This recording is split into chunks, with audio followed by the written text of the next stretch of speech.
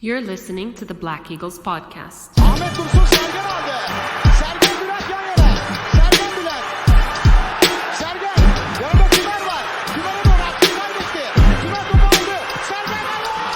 Gol! Gol! Sergen attı. Sergen attı. Şampiyonluk geldi. Sergen attı. Şampiyonluk geldi. İbrahim'in pası. Zuma. Şimdi Ahmet. İkinci gole gidiyor Beşiktaş. Ahmet. Ve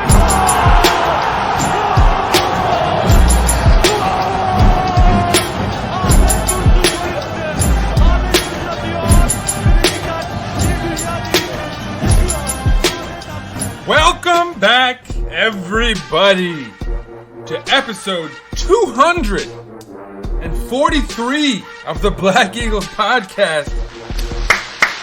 Right, it's a lot of episodes, and I am, of course, your host, Sinan. Yeah, a little more applause. Why not?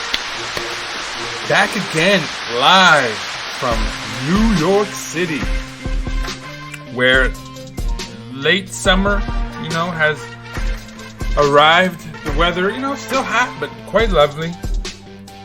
Just as things tend to be for Beşiktaş of late. Certainly going into this match, that was the case. And without getting ahead of myself, without going into any spoilers, we'll have to talk about this match a little bit. Of course, by this match, I'm speaking of our home match against Sivasspor, more specifically. Our second home game in a row, which is kind of fun in a way, right? Good timing for that. Also good timing as far as Sivas's form. It could probably be argued, but we'll get into that momentarily. But of course we have a little news to talk about. Not much, but some. Some of it good, I would argue. And, obviously the big match. And we'll go into sort of some other results around the league, the standings, all of the usual stuff. So without any further ado, let us dig in. Operation is in effect as of right now. That's right. So, where do we go from here? Let's first, I suppose, talk about the news. And obviously the big news, but you guys are getting tired of my voice, I suspect. You folks, rather. Been here a lot lately, right? Lots of match episodes, of course, but then the big Dele Alli episode that we did last week. And if you haven't heard it, do check it out with Kaan interviewing a host of guests, special guests, very knowledgeable guests regarding Tottenham, Everton, the Premier League in general, all things Dele Alli, if you will. But so that's locked up, and we got, of course, the young central midfielder Kerem Atakan Keskin as well from Sivas, who of course would be playing right after, so that's a fun little detail. So that covers our need in the center of our midfield, certainly, as far as depth. Certainly without Joseph and Atiba out there. And once Joseph and Atiba are back in, it's going to be great, honestly. Where we do lack depth, right? I guess it's not much of a spoiler to say that we brought in Berkay Vardar, right, into this Sivas match. Didn't go particularly well. I'll just say that, honestly. He might not be ready for first team football with us. So that's fine. It doesn't matter. Joseph will be back very shortly. And it's good to have a guy like that for that type of depth, for when an injury like that does occur. Not to mention Atiba, right? Atiba will be back as well. But I must say that Jedson has been exceptional in that role behind the midfield and just like shoring things up, linking defense to midfield to attack, just doing dirty work all around the back of the pitch, in the middle of the pitch, even up top front a little bit, So it's going to be an interesting conundrum, I suppose we could say. But what really needs to be addressed, a lot of the things that people are complaining about it's silly to complain about. These are fantastic problems to have, that we have too many guys to play, right? great. It's fantastic. Like, theoretically, you could slide like Dele Alli out to wings on occasion. I mean, there's so many options we have, right? Like, I was personally freaking out about the lack of depth on the wing, right? It's been creeping up on us a little bit, but then you forget, like, Rashid Ghazal will be back, and then we're gonna have the opposite problem, where it's like, where are we gonna fit Jackson Muleka in? So with all of that said, like, we don't really have too many problems, except, I think, certainly for the big one, which is that we don't have a Turkish central defender, and that's a must-have, right? We know we're playing Ersin in the goal, and so supposedly Ajax is coming in for him. There's a rumored 9 million fee. We'll see about all that. We've had our hopes elevated unnecessarily, I guess we could say, on a few occasions about these types of things. We won't get ahead of ourselves. That said, supposedly he may also have already extended his contract for 3 years should the Ajax deal not go through. So good news all around, as far as that goes. So he's the one guaranteed Turk, no doubt. Also, the guy on the back line. And thus far, it's been Necip. And to his credit, I've been a big Necip trash talker in my day. He's been exceptional. He really has. Also, without, I don't think it's a bad spoiler to say he was exceptional against Sivas as well. I often wonder if he had just come out as a central defender from day one, maybe his perception would be entirely different. And frankly, maybe he would have developed more in that position and actually become more than, like, usable there, but in fact, as talented as everyone hoped he would be in other facets of his game. But so, anyway, that's the big hole, right? We know we have Ersin in the back, and we know that something like Salih Uçan or Umut Meraş or a Turkish winger, perhaps. Of course, there is currently Emirhan Delibaş there. Certainly, I don't think Kenan Karaman is an option. That would be further proven in the Sivas match. But so, right now Salih Uçan's playing at a high enough level that he kind of has to be looked at as the de facto third Turk. But, we could strengthen with the Turkish winger, or who knows? That remains a mystery. We have this new kid, Keskin, as well, from Sivas, right? So that he could potentially be good enough that he commands some of that Salih starting time, or whatever it is. I mean, with Dele Alli there, it sort of raises some interesting questions, no doubt. There's, of course, also Cenk Tosun, who can start occasionally instead of Weghorst. I mean, to me, honestly, I think rotation will be the key, because all of these guys are guys that ultimately need to play a bit, even Cenk Tosun, right? So, again, these are good problems to have. It's good to have so many guys that you kind of have to rotate them and, like, keep them all relatively fresh. That's a lovely problem to have. But the bad one is having to start Necip definitively as a central defender, because while he's been quite serviceable, I don't think any of us is, like, keen to sort of keep him there. But so there is news.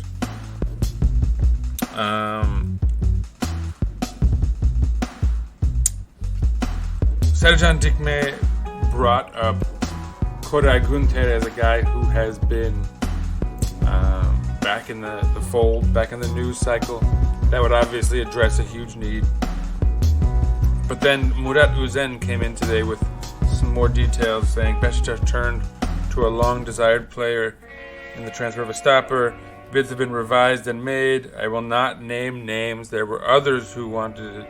I hope it will happen, I suppose. We're following the news.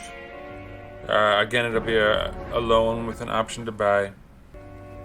The domestic rule also becomes important, right? So he's being vague. And again, I think he's probably piggybacking off of the Sercan Dikme thing, which he tends to do of late.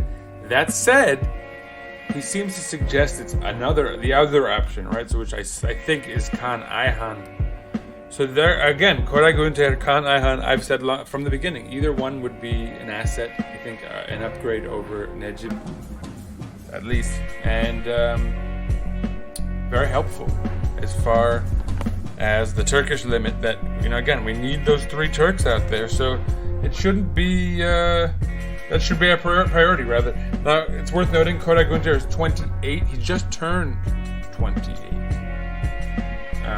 Literally, in August, he just turned 28. Kaan Ayhan is 27, but he will be turning 28 in November. So they're basically the same age. So nobody should be too... excuse me. Nobody should be too concerned by either age as far as one or the other, because they're the same. 28, which is okay, right? It's not like that means there's a good 5 more serviceable years or more at the back line if they really settle in. And they're old enough that you don't have to worry about resale or them maybe potentially leaving. They could, in theory again, and it would mean things going well for them with the club, but they could close out their careers with us at 28. Play their last 5, 6, 7 years with us. So that's some wishful thinking perhaps. But so either one that applies to, no doubt, with both of them being the same age. So that's the big news, right? That's really our last remaining need at this point, beyond the wing, which I've mentioned before, right? We're gonna have Ghezal back, and we're gonna have to figure out what to do with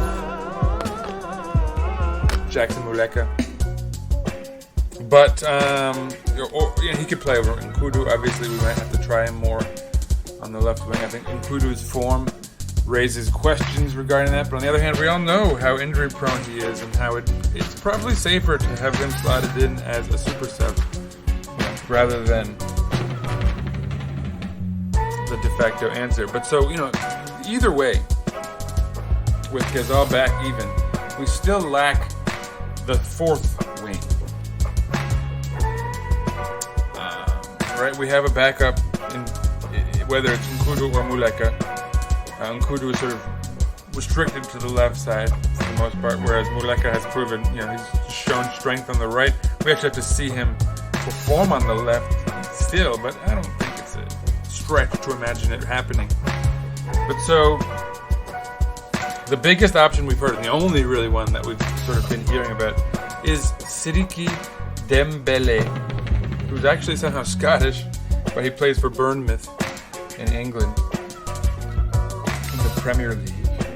He's sort of technically a winger / striker type of option. Fine, whatever. He came up through Dundee United, in Scotland. So that would certainly, he is Scottish. He's, in this day and age, right? A name like Sidiki Dembele shouldn't mean otherwise. I apologize for being so surprised. Anyway, let's move things on. The other big news, we played the final match of the week, which is always kind of fun. But what that means is that we got to see everyone else play. So it started with Friday, Gaziantep having just a giant victory against Antalya. Antalya had, I think, drawn level at 2-2, and then they just ran away with it. Gaziantep winning 5-2. So they're at the top of the table of late. Then on Saturday, we saw Adana Demir beat Umraniye, but Balotelli fighting it out with Montella, their coach. So some drama over there in Adana. Fatih Karagümrük destroyed Ankara Gücü 4-1. So congrats to Pirlo, right? Also, Istanbulspor beat Alanya. And it's worth noting that Istanbulspor has shown themselves to be a lot better than I think anyone anticipated. But then Sunday, we saw, of course, the big between Trabzon and Galatasaray. It ended 0-0. Kind of a relatively uneventful match. Galatasaray ended up with the better chances. Kerem, Harry Potter, Aturkolu screwed up a huge chance that was gifted to him, as did Dries Martin earlier than that. But so, it didn't go according to plan for either side.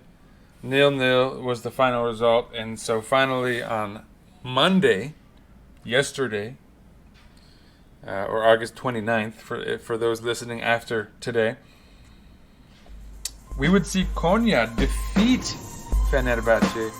After going a man down, they scored Muhammed Demir in the 65th. Then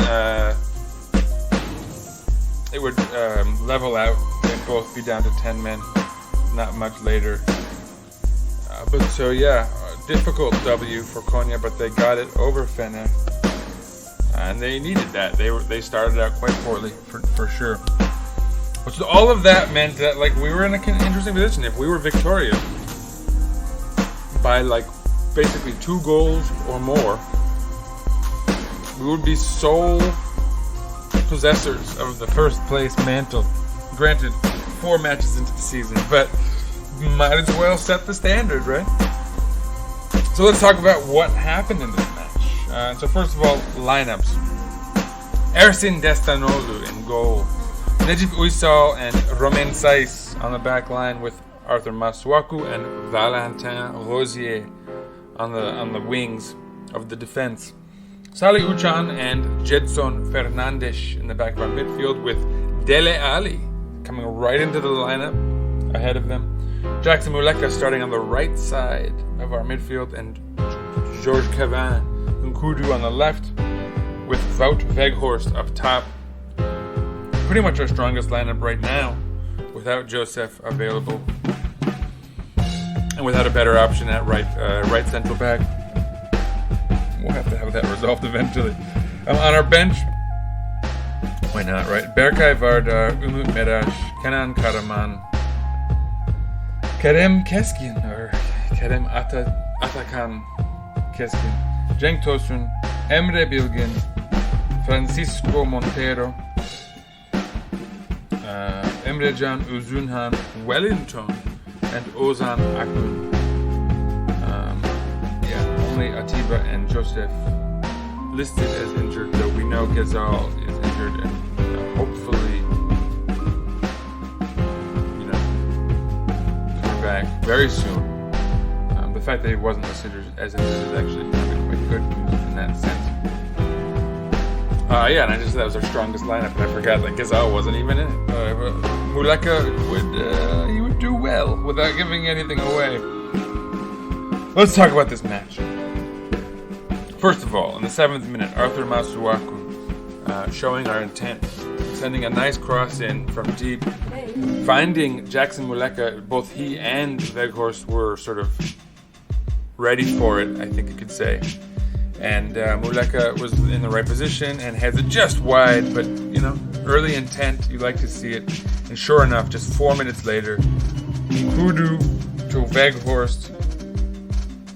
Nkudu bringing it up along the left side, finds Weghorst with a neat little pass, and Weghorst just a classy, a super classy back heel into the path of Muleka, who dives and puts it away, rushing in, feet first dive, kind of a kick dive, if you will.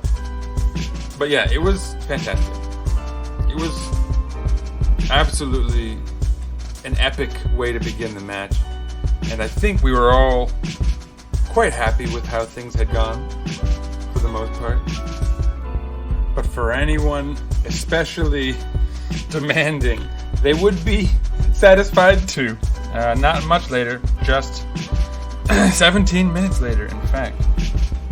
It would be Dele Alli losing a ball in the air, but it dropping to Jedson, who would cleverly head it right into the path of Weghorst, who would then almost even more cleverly then kind of volley pass, side-footed into the path of Valentin Rosier, who would dribble with it sort of quickly down the right side and then just perfectly place it into the path of Wout Weghorst, who would head it in solidly into the back of the net high. 2-0. Beşiktaş has seized command of this match and is playing just absolutely beautiful football at this point. I don't think anybody would disagree.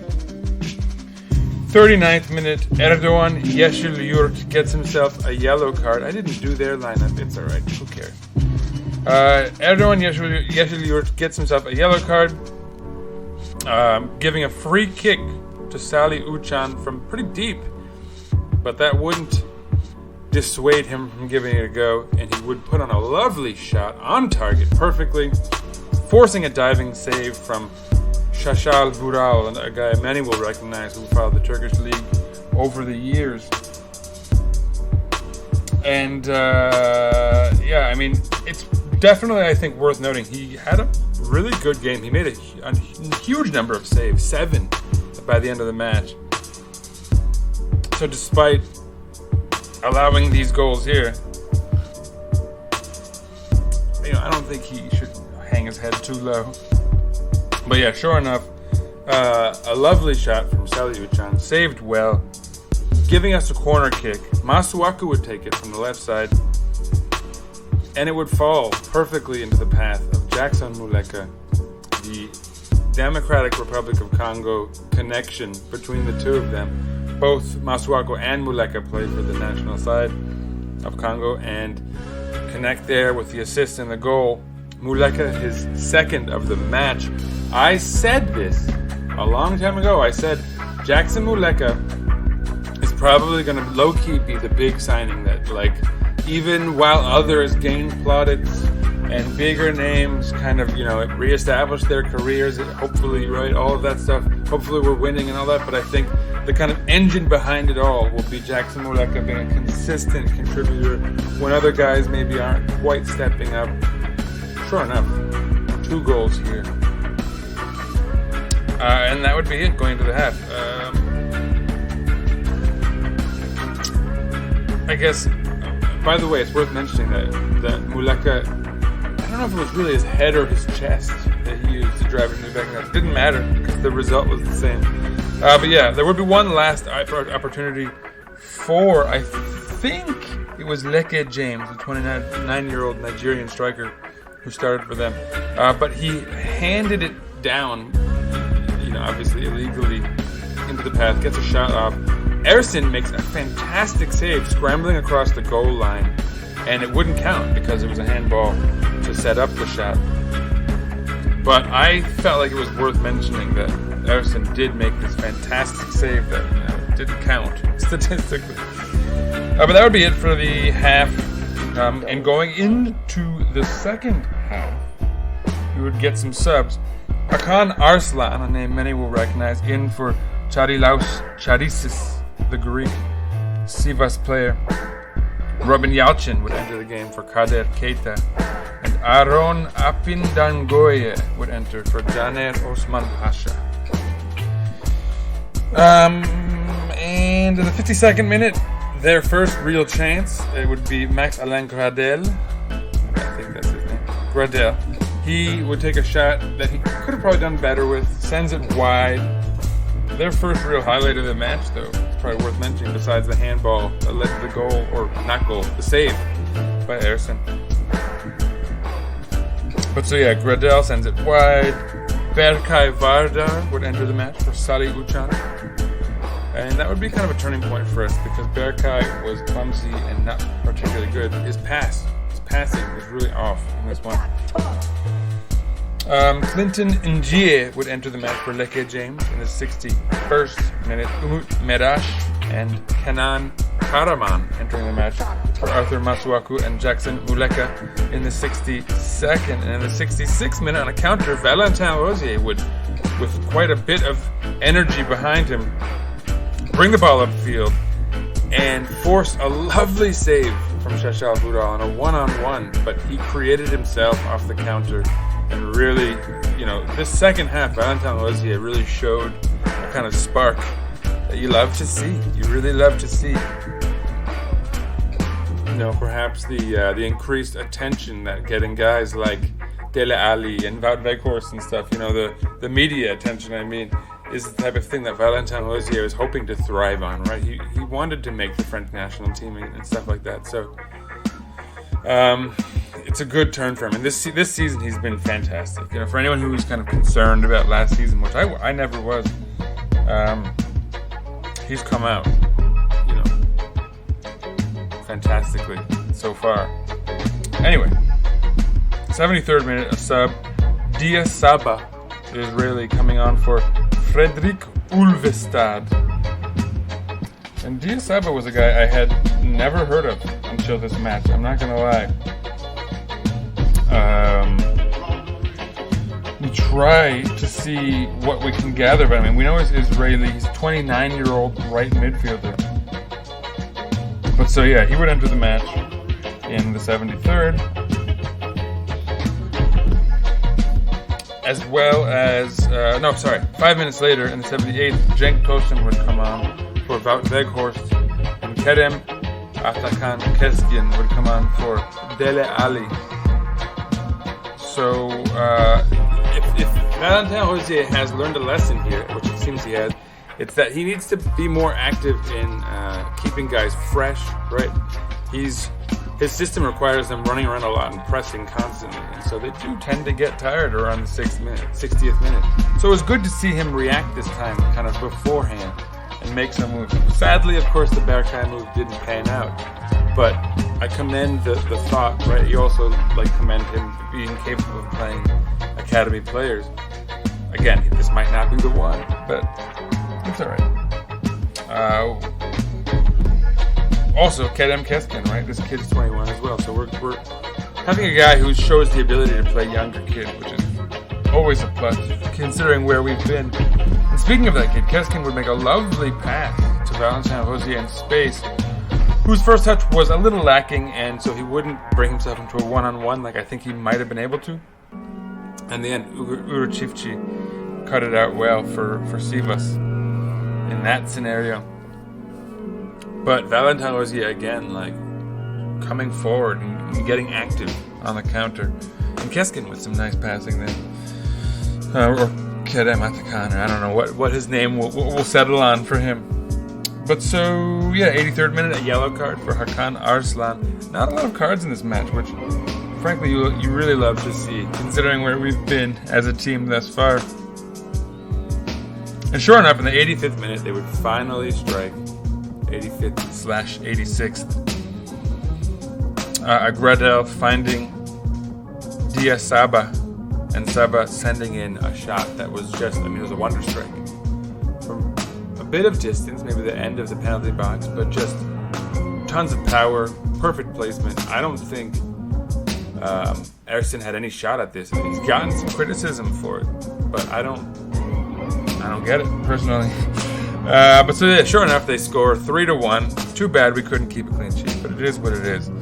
87th minute, Njie would get a chance and send it just wide. And that would be the, if they made it 8-2 there and scored twice in 2 minutes, we'd have a lot to fear, I suppose.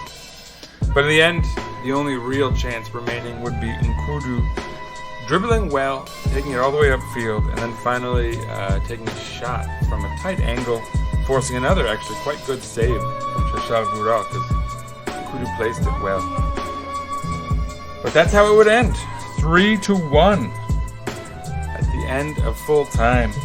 A fantastic performance for Beşiktaş. Nobody could argue.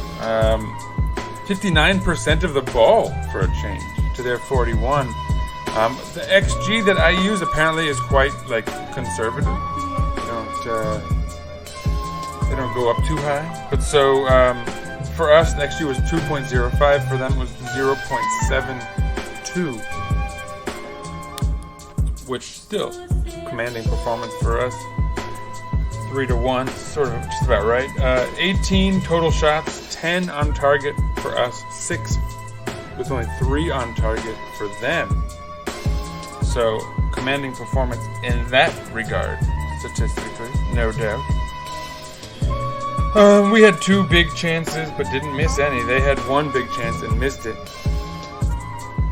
I think that would have been either the Njie shot that went wide, or perhaps the Gradel shot at the beginning of the second half. I'm not sure. I'm trying to think about that. In the end, we had 421 accurate passes completed at an 85% rate compared to their 260 completed at an 80% rate. They committed 15 fouls. We committed 13. We were offside twice. They were offside once. We had 5 corners to their 4. So just all around, it sort of suggests that we were the better side in almost every facet of the game. Let's talk about the individual performances, and I think we're going to have to talk about Dele's stats because I'm curious. Dele Ali. But first of all, let's list all of the guys who rate above a 7. You know, the standout performers from best to the least worst of the best, but also good performers on the left. So starting with our top performer, Wout Weghorst, no surprises, right? A goal and an assist. Easily a candidate for man of the match. Then, of course, we have Jackson Muleka with 2 goals. So, again, no surprises.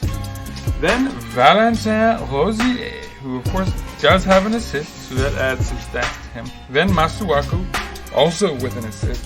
And then our top performer without any kind of easy stat padding, you know, without any goals or assists. And it's Gedson Fernandes with a high rating of 7.8. He was 32 of 35 with his passes at a 91% rate.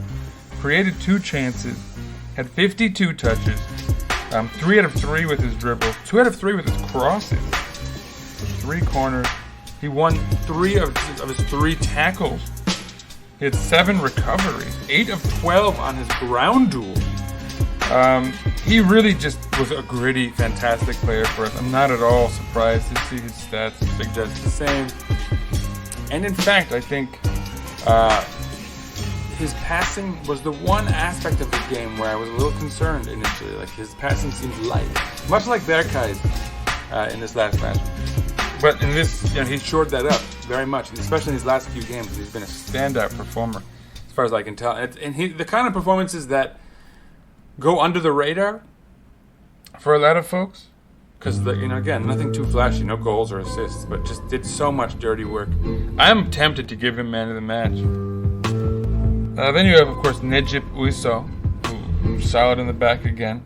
Roman Saiz as well, almost individual stats. There are 3 players from Sivas who rate above a 7. Diasaba was their best. Of course, he scored the goal, so that gave him some puntos. And, I mean, he's a late sub, so it's impressive that he managed to accrue such a high rating, given how most of these stats are just, like, accrued numbers, right? Then you have Salih Uçan, another solid outing for him. Then Max Alain Gradel, Mustafa Yatabare, and finally Dele Ali with a 7.3. And the last of our guys above a 7. Let's talk about his stats a little bit, because I think folks will be curious. He played 78 minutes, so despite coming out, he's still ranked or rated quite highly. 30 out of 37 passes at an 81% rate. He created 2 chances. He had 46 touches, which is pretty solid considering he came out. 2 out of 3 on his dribbles, 3 out of 4 accurate long balls. He was offsides once. He made 4 recoveries. He won 6 out of 10 duels on the ground, which is interesting. He was fouled 4 times as well. So they did everything they could to stop him. So pretty decent stats for the kid, all around the kid. I mean, he's 26, but a great first outing, especially given that he had very little experience with this team, with this unit. That was, I think, fairly evident. You know, he didn't quite know how his guys were going to play around him, but he did the best with it nonetheless. You know, he gave a solid outing in a solid all-around match with the team in general. And so now, who gets man of the match? I think you could easily make the argument that Wout Weghorst or Jackson Muleka or even Valentin Rosier could. But I think I'm giving it to Gedson Fernandes, because I really feel like the dirty work that he did made this match so easy for us. There were so many times where, like, they could have launched a counterattack and he was just there, whether already there, sort of poised to cut out their attack, or coming back with a ton of energy, you know, despite being played a full 90 yet again. And, you know, I mean, the kid just... he's been stellar. I can't rave enough about Gedson Fernandes early on in this season. Really the kind of the guy that the glue, you know, for the team. keeping the whole thing together. But so yeah, that's it. That's all I'm going to do for stats. I think I went pretty in depth for you folks. Finally, we got to talk standings a little bit, right? Because that's where we are at this point. We finally reached that stage of the season where the standings are starting to matter. 4 games in. I mean, not exactly, right? I think typically it's like the 5-game mark when you start to maybe pay attention. And not even then. But still, we're in first place. And that's why I think it's worth mentioning. And again, like, it doesn't hurt to be in first place this early. Obviously, it doesn't mean we're going to end in first place. There's a lot of season left. But it speaks well that, you know, we've put together such a good team that's come together so well on the pitch early that, you know, at least that answers some questions. Now the question is, can we maintain it? Can guys stay healthy, right? These are questions that every good team has to ask. But they're not always answered positively, right? So we'll see. But, you know, knock on wood, hopefully we're going to keep it together. But so sure enough, Beşiktaş, first place, 10 points, a +6 goal differential, 3 wins and 1 draw. Almost an ideal outing. I mean, that Alanya match really stings, given this, but whatever. Then you have Gaziantep, surprisingly. Also 10 points, +5 goal differential. So we have the advantage there. Hopefully we can beat them and gain a further one. Knock on wood again. In third place, Adana Demirspor, despite imploding and fighting quite a bit. But, 3 wins and 1 loss. 9 points for them. And they're solely in third place. In fourth place, Konya. 2 wins and 2 draws. Despite, again, like a really rough outing, but beating Fener really sort of galvanized this beginning of the season for them and made it salvageable, no doubt. 8 points. Clear fourth place. 5 goals. 0 goals allowed by Konyaspor. Which nobody could argue that that's not impressive.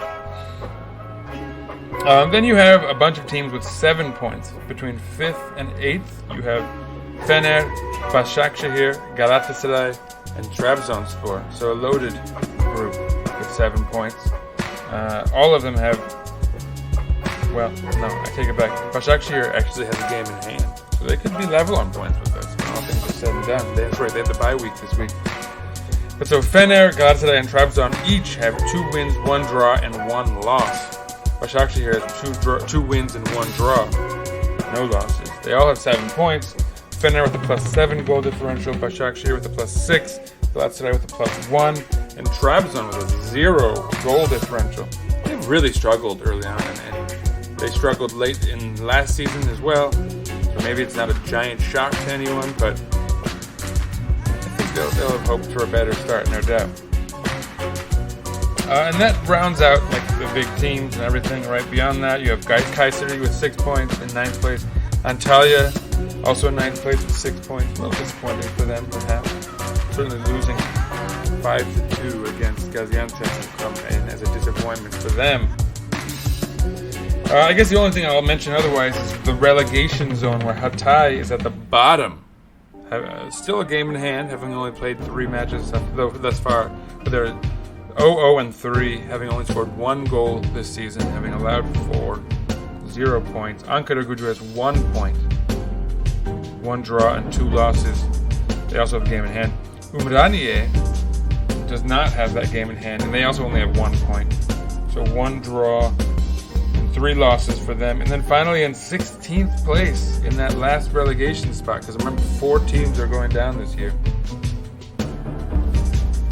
Sivas with 2 draws and 2 losses. That's definitely going to sting, especially given how poor they've been in Europe and everything, going out against Malmo. This is really just not a good Sivas team so far. Like I said, plenty of season yet to sort of pull themselves out of it. Kasim Pasha got an important win for themselves. They had been obviously undefeated. What's the opposite of undefeated? Unvictorious?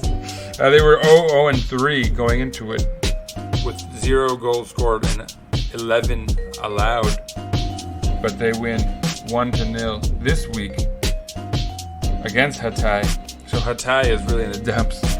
So they've sort of pried themselves out of the relegation zone, as has Sivasspor, who finally got that win despite playing well in all their matches. So they deserve to have climbed out of there. Fatih Karagümrük as well got their first win. So yeah, an interesting Super League as always, but obviously the highlight for us is that Beşiktaş is on top in first place. And that's where we'll leave this thing. Obviously, in our upcoming match... Oh, you know what? One thing of note, I forgot to mention our head-to-head, but so last season we beat Sivas twice. So we're, holding steady in that regard. This isn't anything to get too excited about. We beat them 2-1 at home, and then we beat them 2-3 on the road. 3-2 if you prefer, right? Highlight ourselves first. But so yeah, it's important that we won, but it's also worth noting that we only beat them by 1 goal in both matches last season. So this year, the 2-goal win, that's a good sign, I guess. But yeah, anyway, Beşiktaş in first place after 4 weeks. Fantastic start of the season. Valerian Ismail's team really coming together, and the haters are going to have to find something else to hate pretty soon. Rough second halves, but we're starting to play longer, better for longer, right? Creeping into 60, 70 minutes, and he's making better subs as far as timing, and he's got more options now. So I think he's showing that with options, he'll make the right decisions, or I guess with better options anyway. Cross our fingers that we bring in Koray or Kaan. I've said from the beginning, we kind of need that Turkish central defender to really round out this transfer window. But if we do get that quality Turkish central defender, this will go down as a fantastic summer transfer window. Anyway, with that said, I'm out. Follow us on Twitter @Eagles_podcast, or follow us on Instagram, Black Eagles Podcast, one word. Follow myself @Sir_Reds_a lot. And yeah, stay tuned, of course. Next episode will come in after, granted, unless we make a huge transfer and we need to do another surprise transfer episode. Don't hold your breath. But otherwise, our next match will be Sunday, September 4th, visiting Ankaragücü, 2:45 again. Of course, check your local listings, and maybe that's, things can change rather quickly. Anyway, that's all there is to say, except, let's go Beşiktaş! Peace out, everybody. The siren letting you all know that this is real.